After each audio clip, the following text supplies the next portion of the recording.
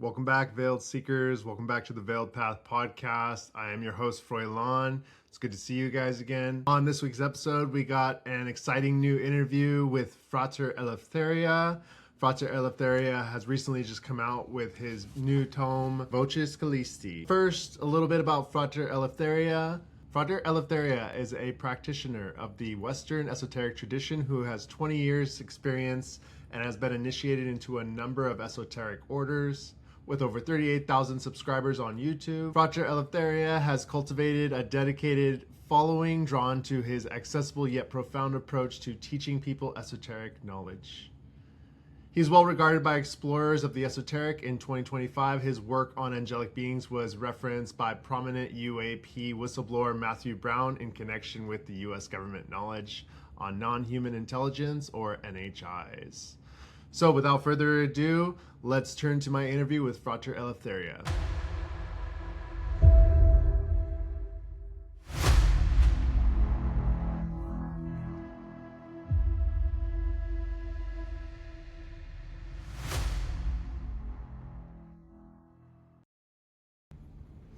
Frater Eleftheria, welcome to the show. Thanks for having me on, Froilan. Hey, thank you for agreeing to do this. I brought you on. I see some good news that your book has come out. Congratulations. Thanks very much. I do want to say the first time that I actually was familiar with your videos, when I began studying magic, I was looking for LBRP and I found your video. And yours actually was one of my favorites. But when I was getting into it, I was learning through Damien Eccles, which I've seen his book behind you, so I know that you're somewhat familiar with it, but your video on the LBRP really helped me. Yeah, it's always great to hear if my video has helped somebody to do a practice or understand something, so that's really good. And yeah, I enjoyed Damien Eccles' work as well. So the new book, again, is Voces Caelesti, right? Yeah, Voces Awesome. Caelesti, yeah. Voces Caelesti, awesome. Yeah, otherwise known as the Book of Heavenly Voices. It's kind Yeah. of like a stylized Latin phrase for heavenly voices, so yeah.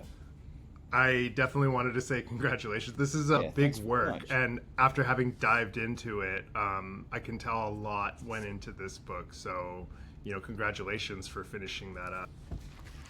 Yeah, thanks. It was years in the making, so it's very satisfying to finally have it out.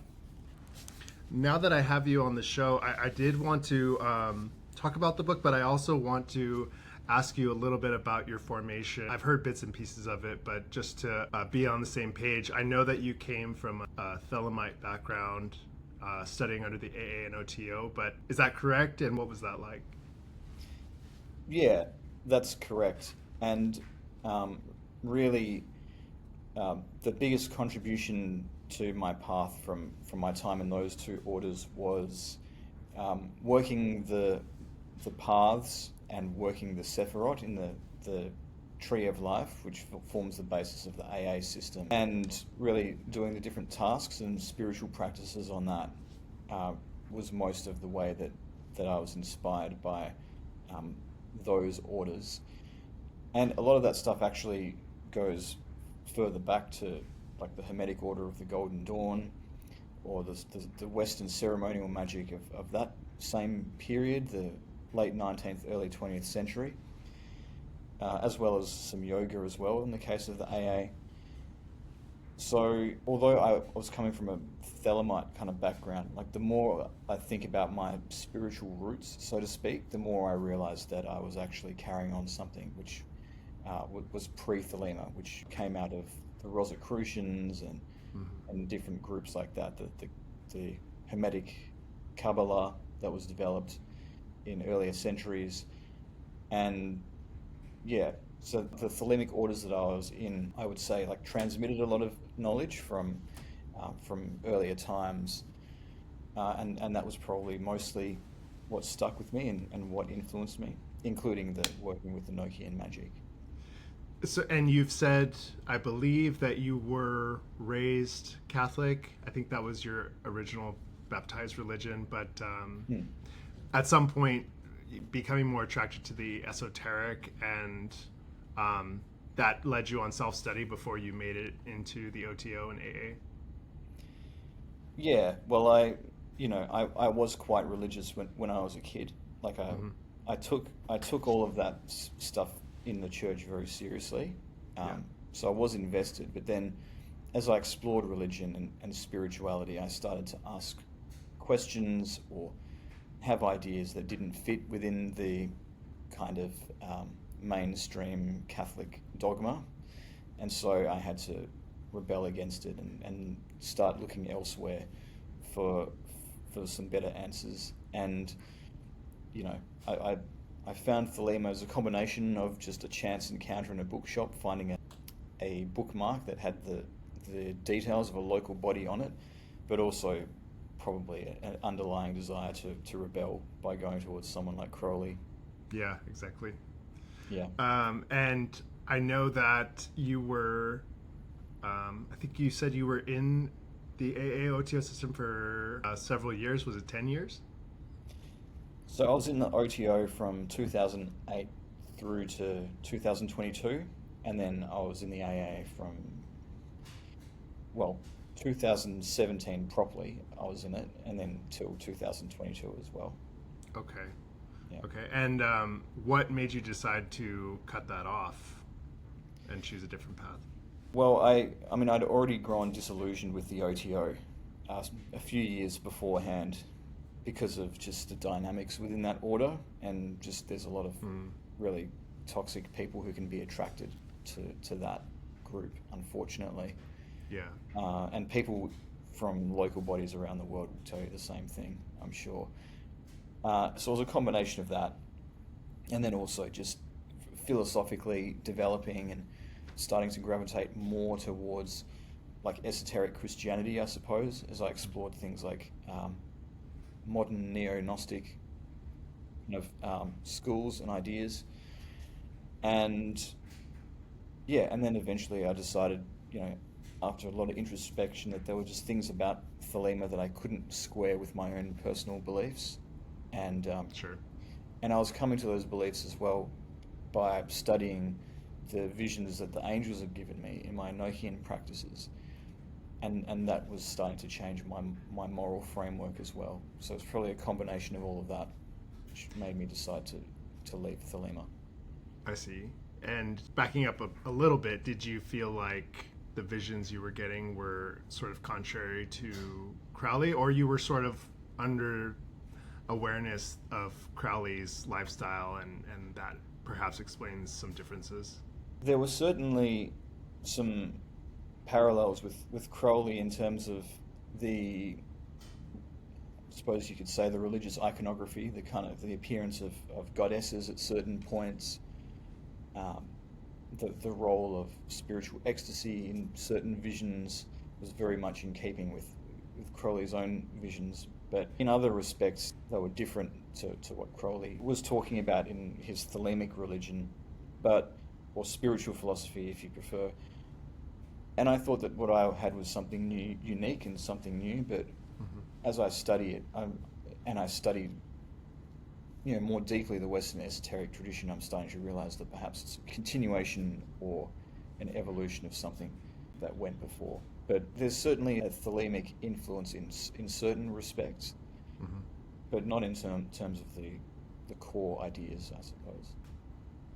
So the AA got you on the path of beginning a magical practice. And is that when you began working with the angels? I know a lot of your work focused around angelic magic particularly, but that's where it started, right? Well, funnily enough, the major magical workings that contributed to the Voces Caelesti were things that I did before I was formally initiated into the AA.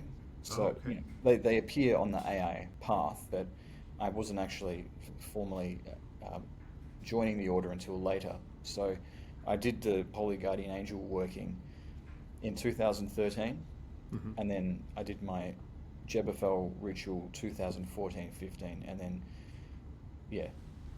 a year and a half later I joined the AA. So And the reason I did that is because I realized like I'd had these profound spiritual experiences by doing these Mhm. practices, but I didn't really have a good way of grounding that in some kind of like structure down here in Malkud. Yeah. And I realized that, you know, I needed to build that up at the ground level a bit more. So then I started going through the AA from the bottom up to try and give myself that grounding for Mhm. everything else that I'd done. Did you start with the Brahmalan, or were you starting with Crowley's written rituals for the HGA, the Holy Guardian Angel? Yeah, so I started with Crowley's ritual Liber Samekh, which is much shorter than the Abramelin ritual and doesn't require uh, quite as intensive um, Right. preparation with buying a house A and full-on retreat. Yeah. all of that. Yeah, Yeah. 18-month Okay. retreat. Yeah. Um, Exactly. yeah, but it's based on the Bornless rite, but incorporates a few other things. So I did that for uh, yeah, roughly 6 months, and I did the ritual a total of 262 times over that period. Sometimes once a day, towards the end, more than once a day. So that was the way that I chose to contact my HGA. And I think it was another interview where you talked about so the beginning of communicating with angelic spirits. I mean, I myself come from a Catholic background as well, so I've always had a personal fascination with the the heavenly messengers, or the idea from Catholicism, and even the Holy Guardian Angel is a big concept for Catholics too. I sort of had to evolve past that and started having my own conflicts with Catholicism, and so that's why I myself turned more esoteric. But I still kept that fascination, and the distinction between mm, angels and fallen angels, or demons, whatever you want to call it. But when you started that practice of communicating with angelic beings, what was your first encounter with it, and how was it something that was a lot more simple than you thought, or was it something that was kind of impactful? Well, the first time that I consciously tried to contact these particular angelic beings uh, was one of my very first Enochian workings that I did. When I was first exploring the occult, I picked up this book by Lon Milo Duquette, Hmm. not Enochian Vision Magic, but the precursor to that. And and so I was experimenting with the seniors on the Great Table of the Watchtowers, Mhm. and they were very simple, humble, magical workings. I did a ritual with very basic, I didn't have the whole setup of the holy table and the wax seals or anything else. Sure. Um, but I read the call and I entered an altered state of consciousness, and I had little visions of these unusual looking beings with geometric shapes for heads and flowing garments around them, like although they were made of fabric or something. Yeah. And and I got a change in the way that I was thinking, like my psychological state spontaneously changed as a result of that contact. So it wasn't like this big, uh, awesome encounter with a being of light or anything. It was very subtle, Very subtle. Hmm. and yeah, but enough to keep me interested in following that more. And yeah, as time went on, there were more intense encounters that happened. So the initial feeling, you said it sort of altered your state, but Hmm. how did it feel? Oh, it felt good. I certainly didn't feel like I was contacting anything that was, uh, malevolent or Sure. anything like that. Um, and I do feel like I've had experiences with what people would traditionally call demonic entities, and there's definitely a difference in how that feels. What's the difference? Well, it just feels dodgy. It feels Hmm. dangerous, like like confronting a wild animal that could sort of pounce at any moment if you don't have your guard up. That presence, um, yeah, just puts the walls up, so to speak, and now you feel like this is a different entity. Is that the case with any particular like style of magic, like Solomonic magic and summoning those demon entities versus another system of demonic entities? Is it always the same, or is it each of these is a unique being with its own signature? I think the demons of the Goetia definitely have that feeling to them. There's been, I haven't worked with the tunnels of Set, but I feel like at times when I've studied that system of the Qliphoth and the paths, I've kind of unintentionally rented the veil a little bit, and something's reached out to me that has that kind of disturbing quality to it as well, which I then banished. Within Abramelin, the Abramelin demons have a similar feel to them, although with the Abramelin system of practical magic, you've got the Holy Guardian Angel in your corner with you, so you sort of invoke the angel and then you invoke the spirits, so there's a bit more protection there, and the demons are on a shorter leash, so to speak. But there's definitely a common energetic signature throughout, I think, as very different to the angelic. Mm-hmm. Have you discerned because there's a difference? I mean, as there's diversity on our planet, the spirit realms have diversity too. So, have you discerned the difference of why an angelic being that you can summon has that peaceful sense to it, but then in the same sense you can summon something else that is a little more wild and untamed? Yeah, well, often it's quite easy to tell the difference. Sometimes something bad can masquerade as something good, and so it is important to have a method of testing the spirits.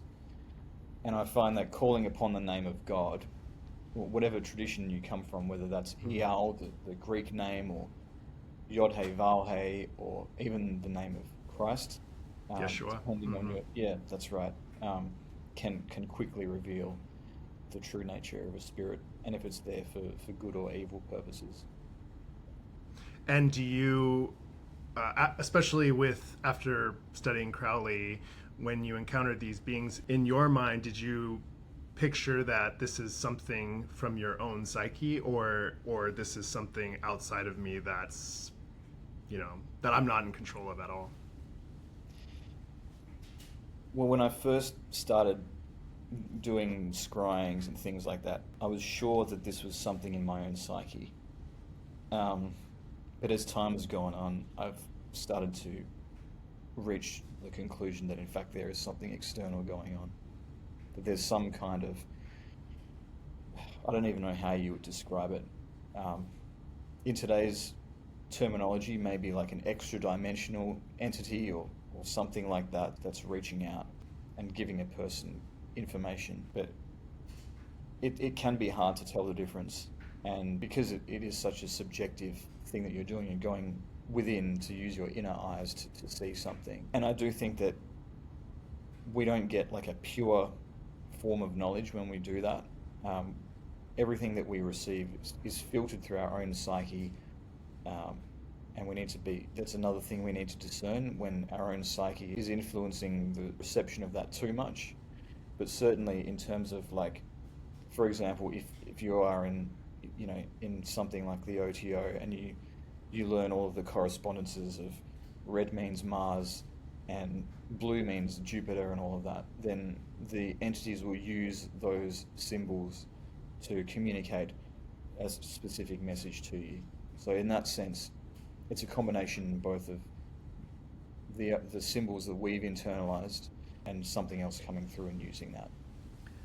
That's kind of what my next question is on that. So with the difference of like demonic entities and angelic entities, I've viewed around, whether it's social media or talking to other people who study the occult, people have had their own practices and proclivities, and they've gone the directions they want. So there's people that, there's demonologists where that's all they work with is demons. And then there's those that are like, just, no, I would rather stick with the angel beings and not interact with the ones that we call demonic.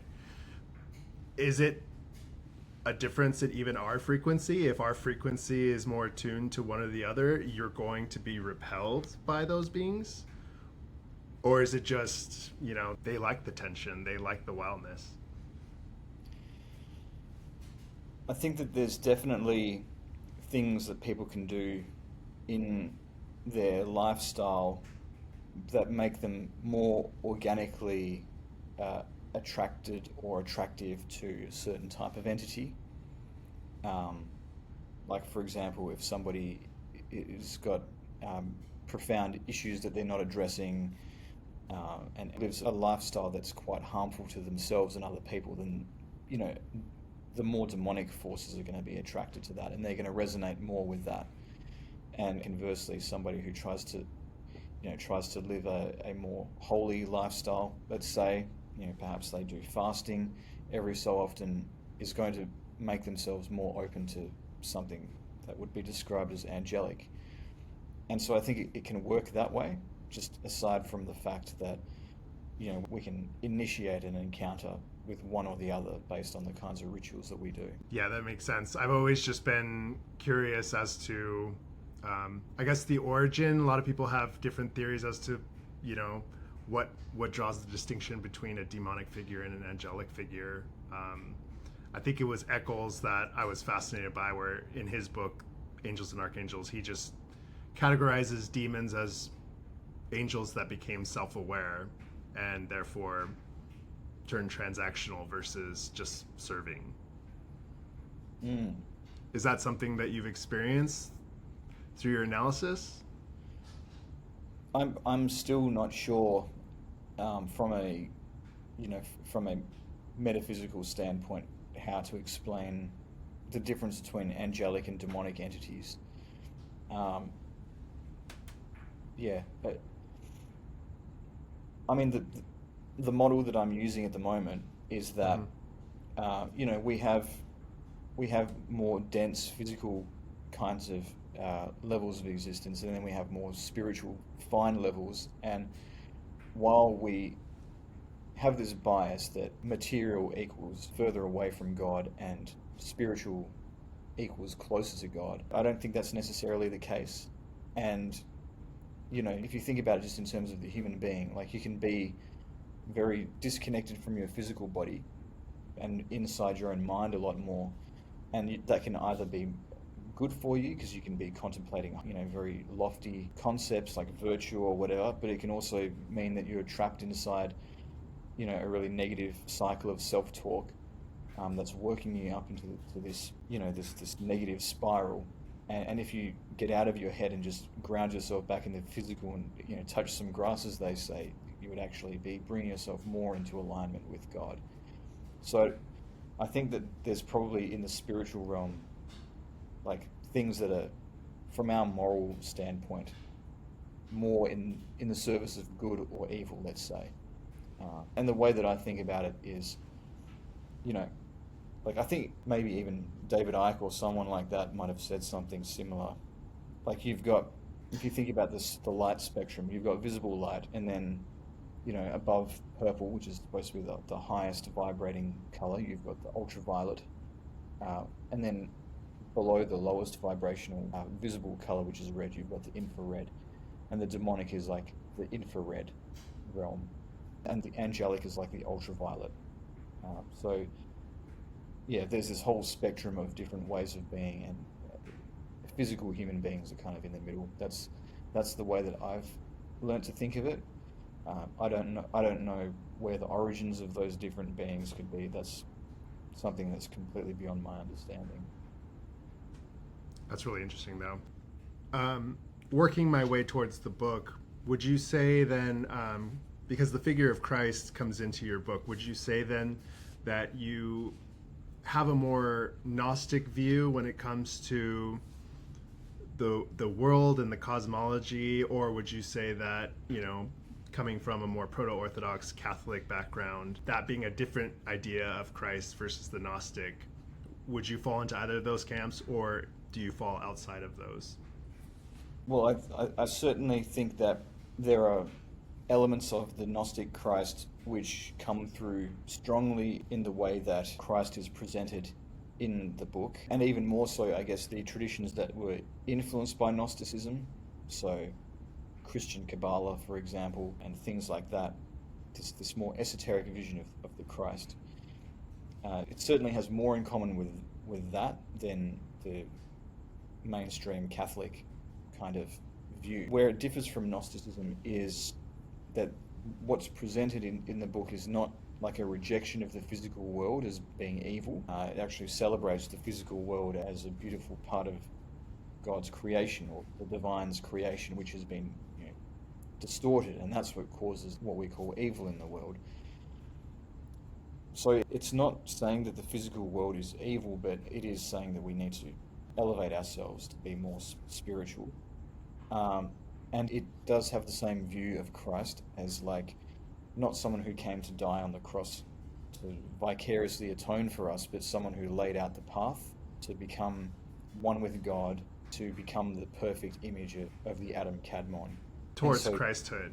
Yeah, exactly. Towards Christhood, following his example and becoming greater than he, as he says in the Gospel of John. Yeah. And that's much more what he was in the world to do. And but where it starts to deviate as well from the Gnostic view is that there is this acknowledgement that the material world not only is not evil, but is something that we need to embrace, and it's something that we need to change. And so there's kind of like the message of the Christ that got lost, actually more so in Gnosticism even than something like the Catholic Church, which still has the social gospel. This idea that we need to change the world for the better. We need to transform the world to be an imitation of the kingdom of heaven. So this is actually, and we're gonna pivot directly into the book shortly, but this is something I wanted to understand from you first, because coming from my background, I understood the difference between why the Proto-Orthodox rejected the Gnostic view is that, if the Gnostics view the world and creation as being this flawed place, well, God can't enter where there's flaw, at least in their thinking. So for God to enter into our world, it must have been blessed to begin with. So that's why their idea of the world and its fallen state is different from the Gnostics. And so I've tried to personally understand, like, I know Gnosticism seems to have more of a prevalent space nowadays. Like, people are kind of turning back to those ideas where they see fallen governments and fallen state of things and start to now associate it with, oh, this is the realm of the demiurge. So that's kind of where I wanted to understand where you fall into that, because that's where Christology really boils down to. Is the physical realm good if God himself would incarnate in this realm? Yeah, and those questions as well as to, like, is God good? And how can evil exist in a world that is created by a good God, and that is a part of a good God? Those are all dealt with in the Voces Caelesti. And also you mentioned people looking at fallen governments and systems and seeing that as demiurgic, and that very much is a sentiment that is echoed in the teachings of the book as well, because there's a figure within the book called the idol, which is like a demiurge type figure, very, very similar to the demiurge in terms of being a pale imitation of the true, unknowable divine, being something that's stealing human divinity, something that's keeping us trapped in oppressive systems. But it's not the creator of the physical world, it's actually a thought form that religious authorities created back in ancient times as something which is like is like an embodiment of their own ego. And they put that in place of God, and they've said, this is what God looks like, and that's what we're worshipping instead of the true God.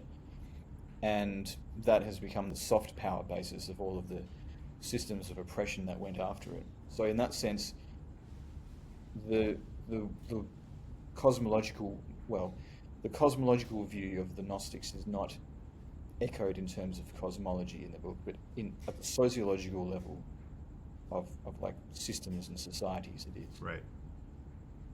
Okay.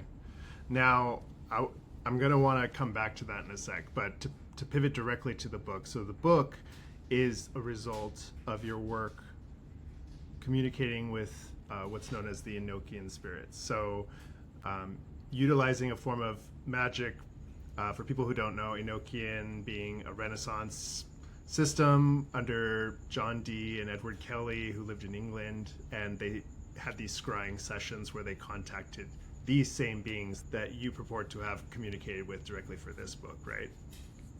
Yeah, that's a big part of it. Is Enochian angels and contacting them, and then the other big part of it is messages from my holy guardian angel. But yeah, Okay. the Enochian messages that I got were, form a big core of the message of the book. Yeah. So the Enochian practices that you learned, was it through Lon Milo's book? Because you mentioned his book earlier. Did you actually use his book to navigate that, or was this something that you learned in the AA? Yeah, well, Lon Milo was like my introduction to it.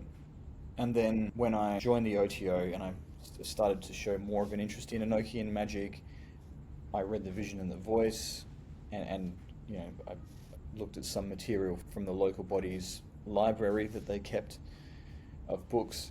And then I continued my study. I started to learn about this ritual of the 49 gates from some of the earlier sources, which weren't always the best. But I kind of got this idea that there was this working out there. And then in 2014, I discovered Aaron Leach's brilliant work on Enochian magic, including that 49-day ritual that I was looking for information on, and which he calls the Jebethol ritual, and which I think is referred to as such in Dee's diaries themselves, or the art Jebethol. And so I was influenced a bit by the direction that Aaron Leach was going in a fair bit, but then I had my own ideas about how that ritual should look, and then I had my own ideas about how a Heptarchia ritual should look, which is another kind of Enochian magic. And so that formed the basis of my practice when I was doing these rituals. And I had like a holy table and everything. It wasn't the exact specifications, but it was, Lon Milo Duquette in Enochian Vision Magic would certainly say that it was similar enough to meet the requirements. You said it wasn't the exact same parameters, but Lon Milo Duquette's point in his book is basically that while you're not using the same tools exactly as they were used back then, just trying your best to match the schematics is bound to make things happen if you initiate the practice. Yeah, if the intention is right. And I think the challenge with Enochian magic, or Neo-Enochian, or whatever you want to call a particular version of it, the Golden Dawn versus the Dee Purist, whatever, let's just call it Enochian magic. You are to some extent reconstructing a system of magic because we don't have everything that Dee wrote down. For example, the Jebethol ritual that I mentioned earlier, Leach talks about the tables of Loga or Lower Gaiath, which he says need to be present in the ritual, and you open the book to a certain table, but that's all kind of filling in the blanks. We don't have the full ritual instructions for what they might have done. We just have little bits and pieces, and we have to kind of figure out what the rest of the picture might have looked like. So to some extent, it's not possible to fully be certain that we're doing the perfect tick every box ritual that Dee and Kelly would have done. And what was the pull that made you want to initiate Enochian magic? Well, I've been trying to understand that myself in the last couple of years, because it kind of feels like something I was spontaneously very drawn to. But looking back in my childhood, my teen years, I used to have lots of very vivid dreams, and I think there are a few dreams in there that I had which I felt was spiritually significant at the time, and looking back when I first encountered Enochian magic, and I was reading the Enochian language, it was evoking something that I remembered from those dreams, where I encountered these beings in chariots coming out of the sky and in this sort of ancient Greek-looking clothing and speaking this strange language, which, I interpreted then as like a cross between ancient Egyptian and Latin. And when I heard the Enochian language spoken for the first time, when I heard myself speaking it, I thought of that dream, and I thought of these beings that had come out of the sky in the dream. So I think actually the thing that switched me on to wanting to explore Enochian magic was these dream experiences that I had very young. So people might not know, particularly Dee and Kelly, they went through a lot when performing these rituals, and some weird things happened, but really to wrap up their life, one was executed and one died in prison, I believe. So were you aware of that before you started this practice? Because that's sort of where I've heard people don't usually like to entertain Enochian magic, because they just don't trust those spirit entities based off of the lives of those two guys.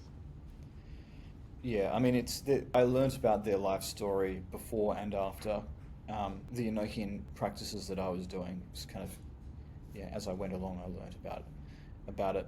But I'm not too worried about that, because I understand that human beings can be flawed, and I understand even that sometimes the human ego or some other spirit that shouldn't be there can intrude upon a practice like that, and it's important to be discerning. But even, I think that doesn't change the fact that it's a worthwhile thing to do.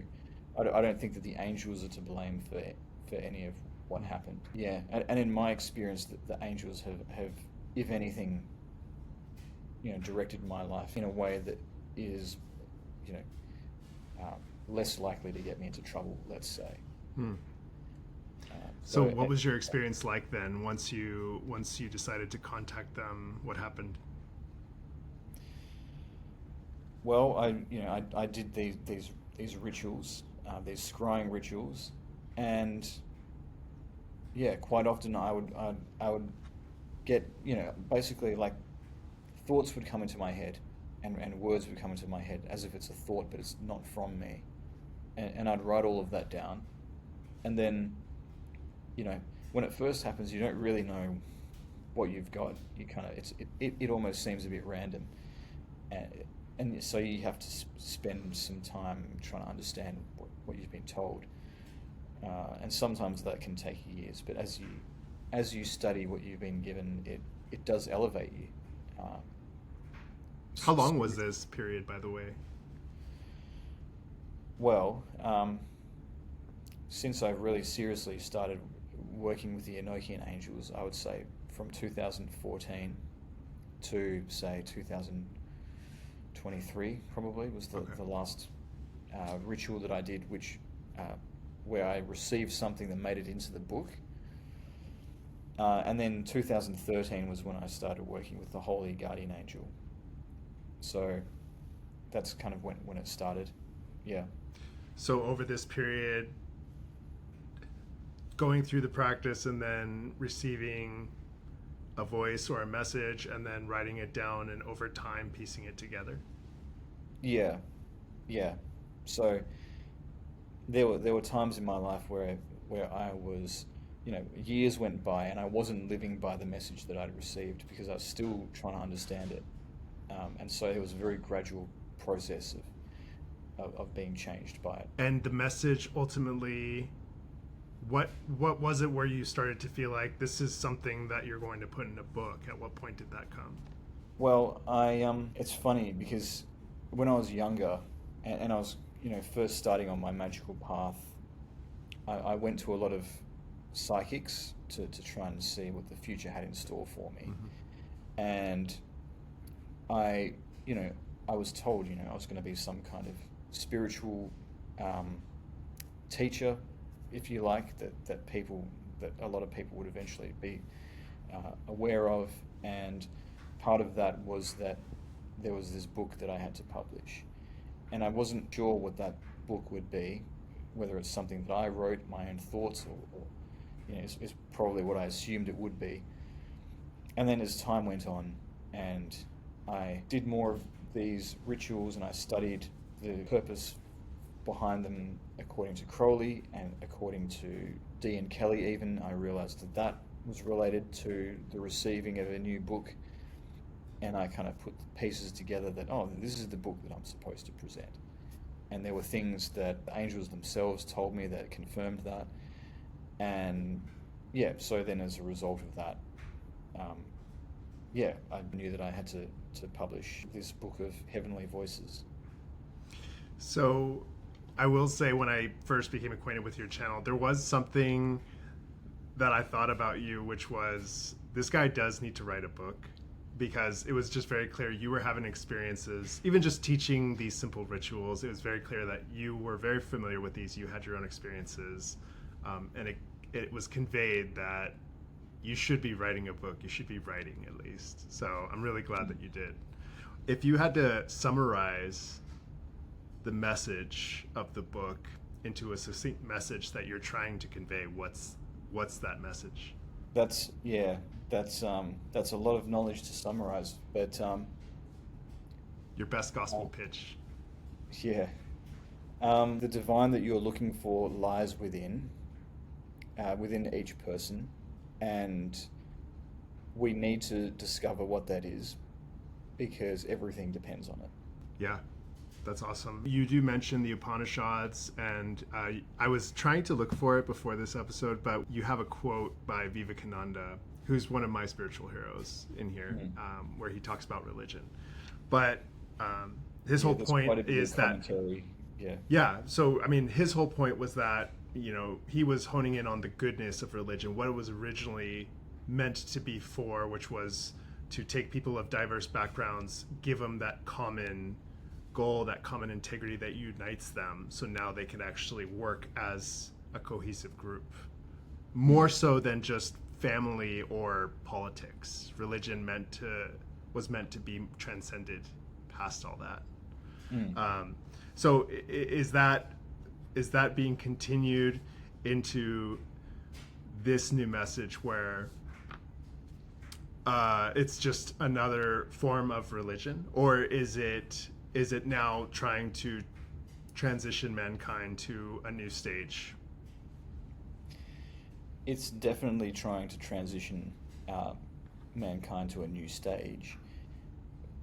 What form that takes, I'm not exactly sure, and I don't want to rush to conclusions. So, like, I've been sitting on this for over a year now, thinking about, okay, so the book's going to be published soon. Then what am I supposed to do? Am I supposed to start something completely new? Like, what am I supposed to do? And I think that there's certainly potential there for people to study this book in particular and what its particular message is. But I think there's probably a bit of a trap for people to have visions and then think that they have the one right answer and just start something completely different, and just as though nothing existed before that. As I've been sitting quietly and waiting for the answer to come, I think that what I've done with this book is something which is situated in a bigger landscape of, like, the Western esoteric tradition, and there's some new type of, you can call it a religion, that is trying to emerge. It's not something that one person owns, where one person is the guru, though. I think that's important. But there's certainly, like, you can certainly see that there's like a vibe behind all these different things. Like, whether you're talking about the Christian Hermeticism of Valentin Tomberg, or the Christian Kabbalah, or Rosicrucianism, there seems to be something underneath it all that is trying to come forth, the great spiritual reformation of humankind, the new group of people that will bring that about. And that seems to be the message that unites certain groups of people within the Western esoteric tradition. And so, but if one person wants to be like the one voice, then that just fragments it and causes confusion. And that's the sort of, so I hope that I can bring a unique perspective with this book, my own visions, what the truth as I've seen it, but I also hope that I can use that as a basis to say, well, this actually, it's part of something bigger that involves, a few more of us, and You're that's my proposing a treatise in a spiritual republic more so than another guru cult worship system. Yeah, absolutely. Well, I mean, the message of the book is very critical of organized religions that create a hierarchical structure where you need to obey an authority figure, and it is very focused on people finding their inner divinity, and that's up to them, and their agency needs to be absolutely respected in that process. So whatever form it takes, promoting this message will have that as its basis. That's the overall story to me of religion in the West, is that evolution of a top-down religion, then us fighting to the down up, and now it's sort of like just the ruins of what's left. And that's kind of what I gathered from your book, is now we're in the ruins of all that, and so now it's sort of like, well, the spirit is still alive, so as we find ourselves in the ruins, it's sort of a message for a transitioning, like we just brought up. Yeah, definitely. I mean, the process of things becoming ruined is in its beginning stages. So there is an opportunity to salvage a lot more of the good things that we've taken for granted so far. But certainly, we are at the end of a cycle, and certain things are going to be coming to an end. And so I see it as the potential for a new eon. And, coming from Crowley's system, where his whole system is the new eon. So as you sort of talk about your vision of what spirituality should look like, and then you take Crowley's Thelemite system, did you reflect on the differences between those two as you were writing this, and it sort of solidified your opinions of disagreeing with Crowley on a lot of things? Yeah, so when I was first doing my Enochian scrying sessions, I saw myself as doing something similar to what Crowley was doing in the Vision and the Voice, going to Algeria and receiving visions, and I assumed that what I was given would be kind of a continuation of the thelemic current of the new aeon, maybe taking it in a different direction. And there certainly are some similarities in that respect, in the broadest possible sense of like, there was a time when we followed nature and worshipped nature, and then there was another time where we followed gods and individual god type figures who would save us all, and who we need to follow. And then there's another time after that which is to do with humanity, and now it is the human race that holds the divine spark, and it's about our spiritual independence. So in broad strokes, you can say that it's similar to the idea of the aeons, but it's not an aeon of Rahu Kuit, of force and fire, of moral transgression, thumbing the nose at Christianity and all that sort of thing, which is the way that it's kind of presented in the Book of the Law.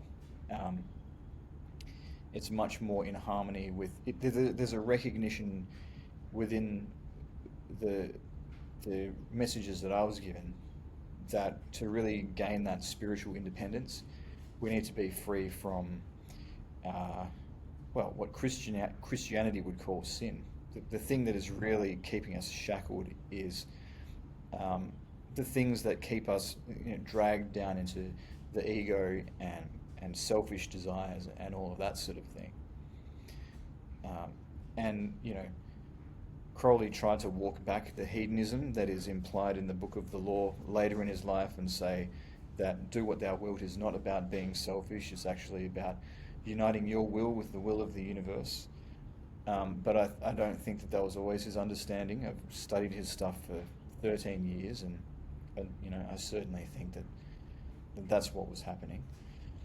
And in the Voces Caelesti, there's the idea of will as being important, and that is something very much which is in alignment with Thelema.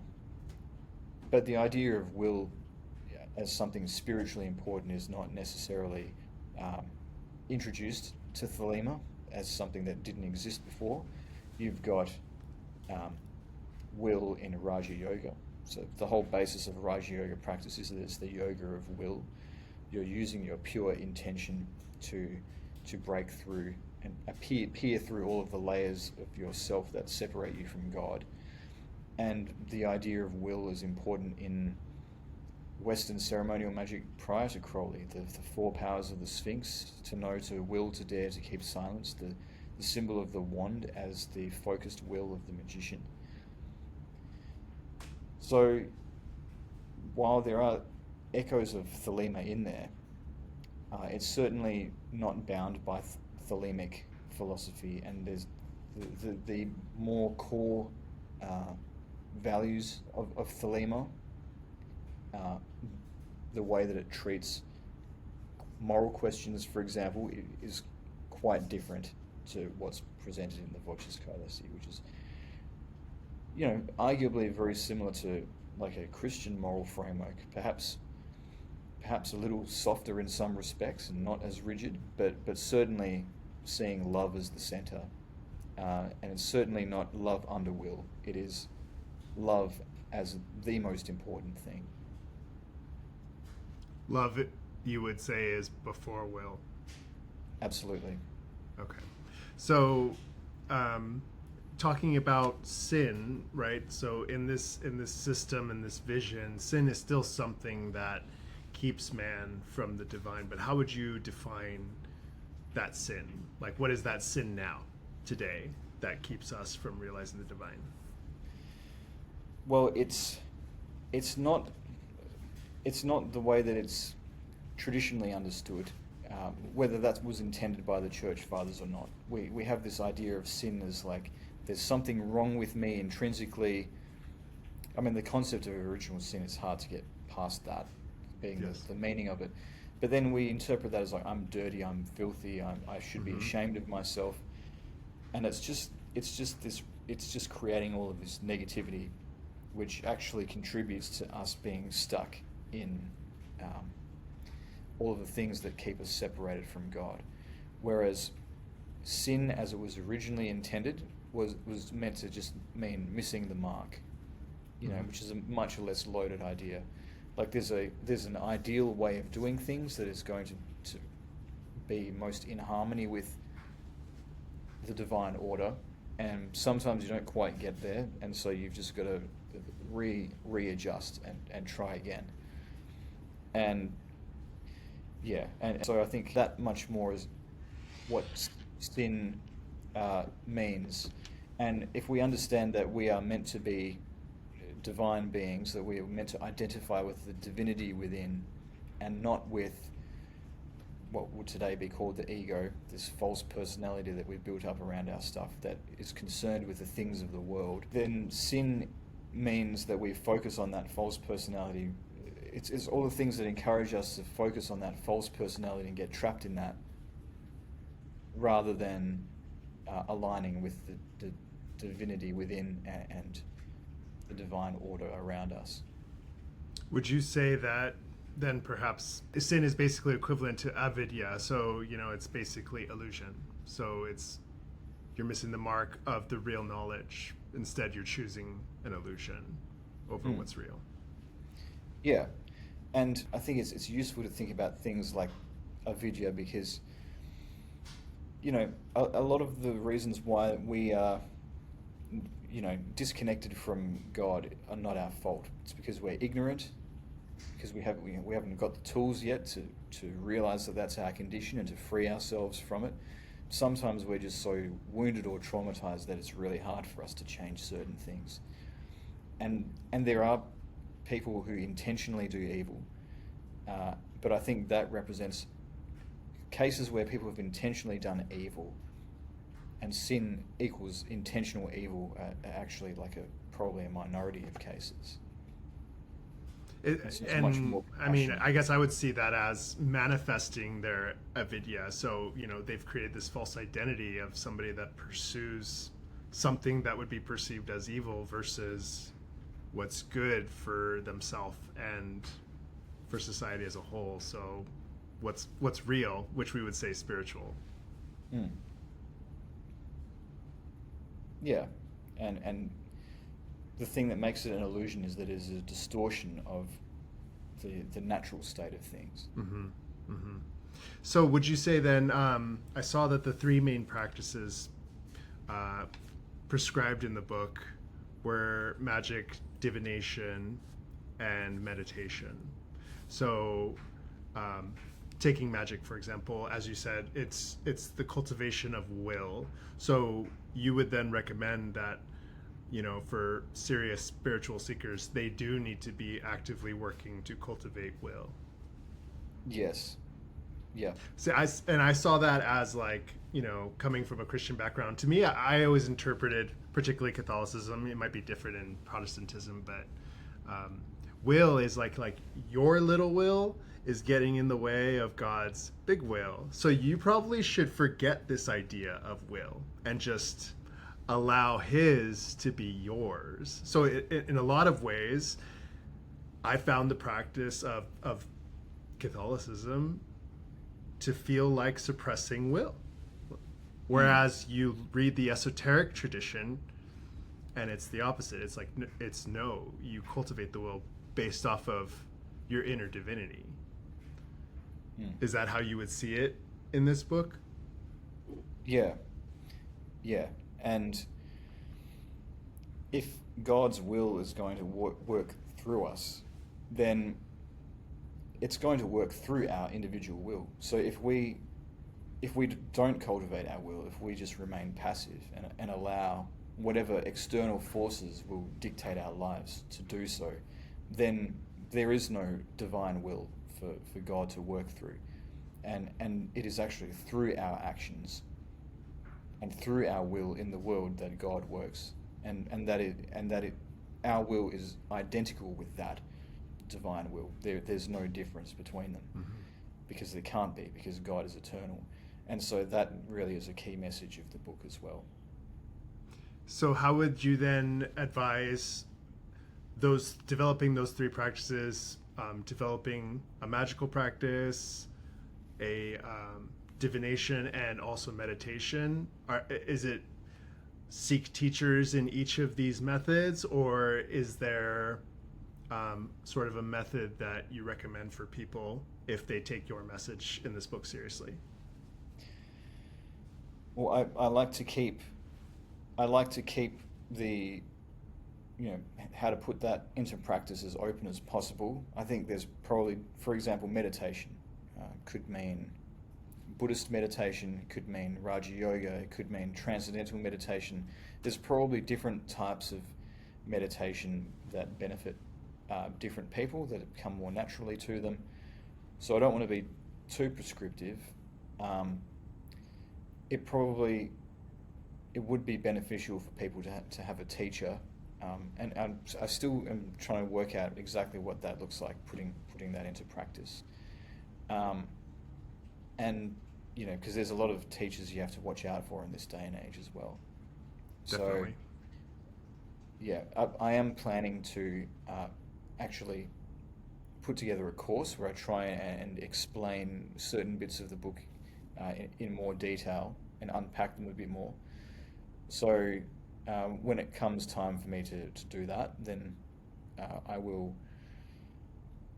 At that point, I'll hopefully have some more concrete ideas about, how exactly are we supposed to put this into practice? Is there a teacher-student system? But what does that look like?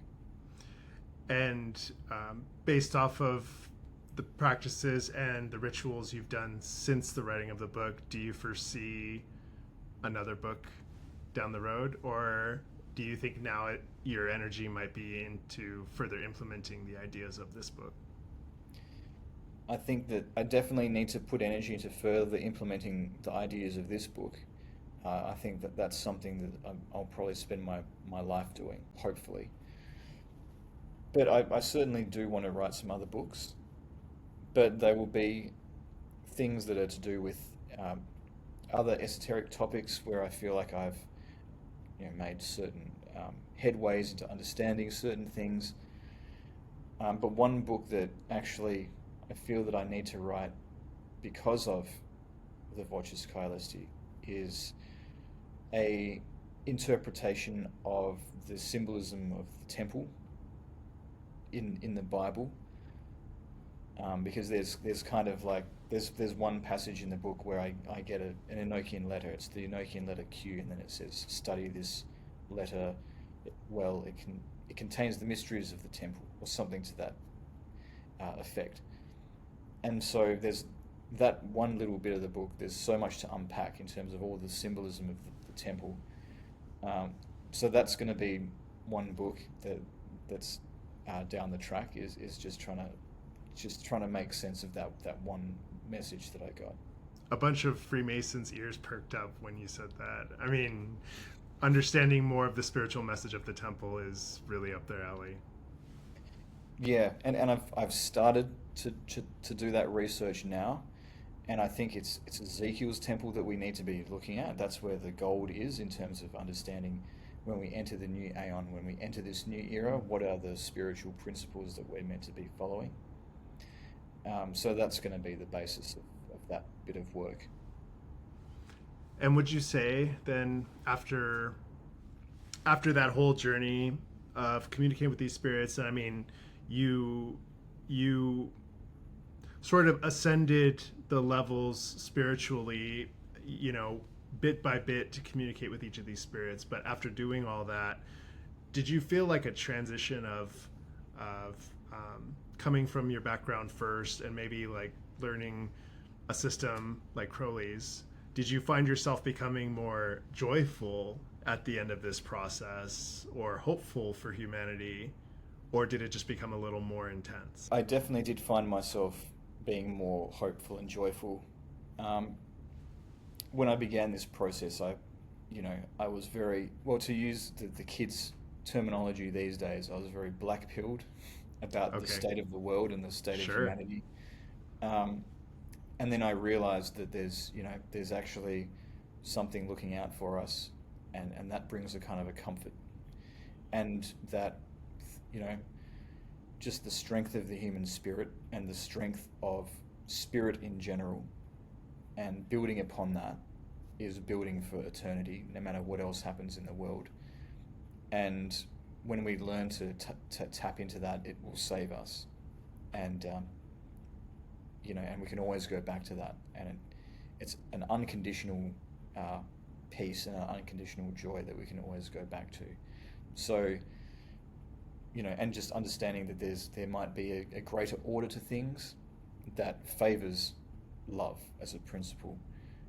So yeah, coming to the realization of all of that was certainly something that greatly improved my sense of well-being, to say the least. So I think that's a great place to just put a little bookmark in, and we're gonna have to revisit this down the road as you start to implement this system. I was impacted greatly by this book, and again, I've been waiting for you to come out with something. I just knew it was in your future to do this, but I really appreciate the videos that you do too, and I want to thank you for all the work that you do. Yeah, and thank you for your encouragement, and thank you for having me on the channel. And is there places where people can keep track of you moving forward if they want to learn more? Yeah, so I've got my YouTube channel, Lifting the Lamp, which for the time being is my main platform. So just Google, go to YouTube and in the search bar type Lifting the Lamp and you'll find me. And then I'm encouraging people to join my mailing list as well, which I include links to in the descriptions of all my latest videos. So that's where you can find me. We'll get those links and we'll put them in the description below. But thank you again, Frater Eleftheria, for the book, for your time. It's greatly appreciated. Yeah, thanks again, Froylan. All right, and we'll talk again soon. Yep, talk again soon. Thank you guys for watching my interview with Frater Eleftheria. Please check out his new book, Voces Caelesti, on sale now at your nearest bookstore. You can order it, have it delivered straight to you. If you enjoyed this episode, please subscribe, hit the bell icon, give us a like below and a comment. We would greatly appreciate it. If you're listening on Spotify, please feel free to follow the podcast and give us a 5-star review if you enjoyed what you heard today. Otherwise, we will see you guys next time.